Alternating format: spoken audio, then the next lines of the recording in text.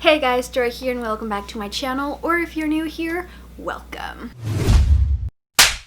So today I have a video that will shock you. Let me give you a little background of myself. I am a mood reader. It's hard for me to stick to a strict TBR because for a mood reader, if you choose a book, I later look at it and be like, not today, boo, not today. So I shocked myself when I actually stuck to my December TBR. Who am I? So without further ado, let's get into what I thought about my December reads. So my first December reads was actually the entire Scythe trilogy. I never know which one's the correct one. I read the entire trilogy in the span of 13 days. So these were my first reads for the month of December. Let's start with Scythe. I gave this book 5 stars. I absolutely loved it. It was a great first book to a series. It was hard to keep thinking of it as gleaning, not killing. In that aspect, it was a little hard for me to wrap my mind around it, but I think it was like around 100 pages in that it just started clicking. Okay, they're not really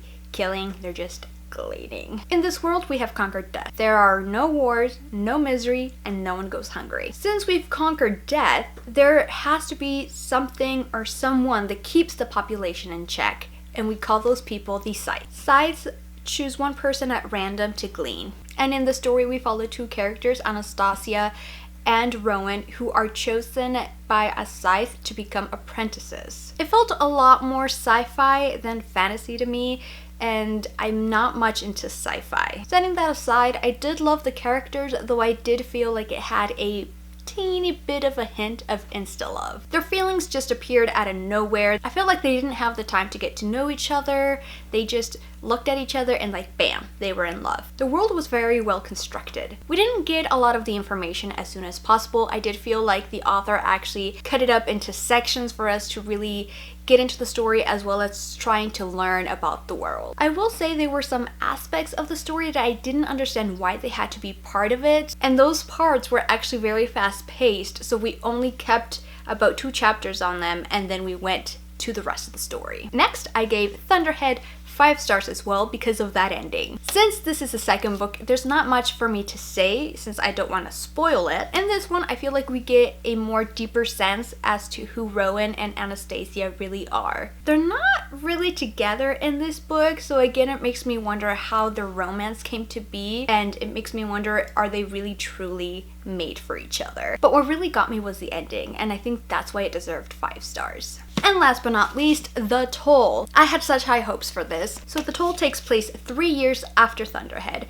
And again, can't really say much about it because it's the last book in the installment. I will say I gave it 3 stars. It was very dense. It didn't have to be this big. The main characters seem to be more of side characters in this book than in the first 2, and all the new characters became more front runners. The next book was Lovely War by Julie Berry. I gave this book a 5 stars. Absolutely adored it. Oh my god.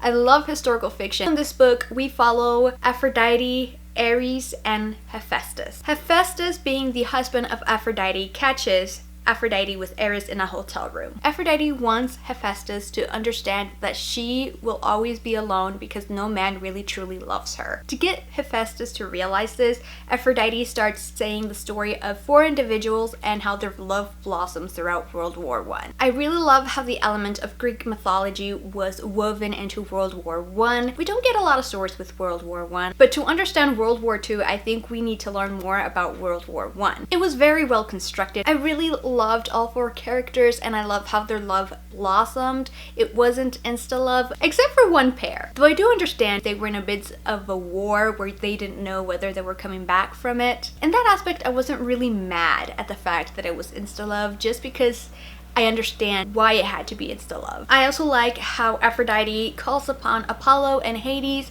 so it's not just Ares, Hephaestus, and her. I definitely do recommend this book if it's something you're interested in. World War I woven into with Greek mythology. The ending was absolutely lovely and it caught me off guard. I wasn't expecting it just because I thought it was one thing, but it was actually, the story was supposed to be for another thing. That is so vague, but hopefully you understand. Next, I have one of my most anticipated reads for 2020, and that is A Sky Beyond the Storm by Sabaa Tahir. I gave this book a 5 stars. A Sky Beyond the Storm was actually part of my weekend reading vlog where I decided to finish it off that weekend. So more of my early thoughts are in that vlog, so I'll put it up there if you guys want to check it out. I absolutely adored this book. It was a great finale to a great quartet. I love Sabaa. Is one of the series I recommend the most at work as well. But I will say this, if you paid attention in book 1 at the Augur's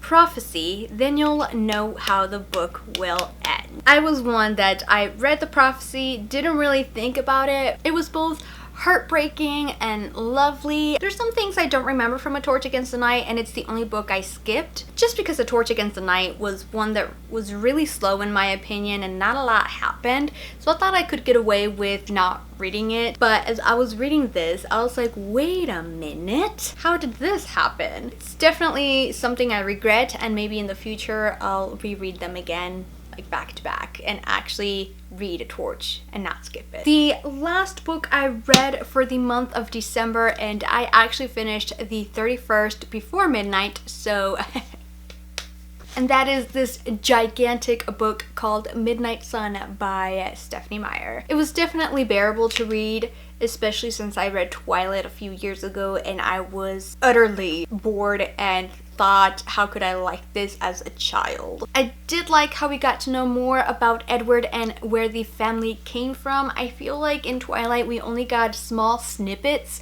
of each and every one of them, but from Edward's point of view we actually get a lot of information about how everyone came together. That being said, I gave it 3 stars. I just felt like it didn't have to be this long. This is actually bigger than Twilight and I don't understand it. All those scenes where Edward is out hunting, all those scenes where Edward is brooding in the mountains thinking, oh, I should have just left.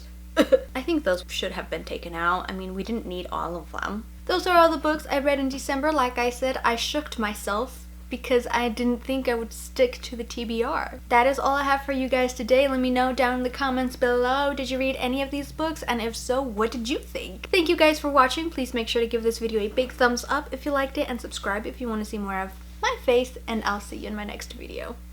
Bye!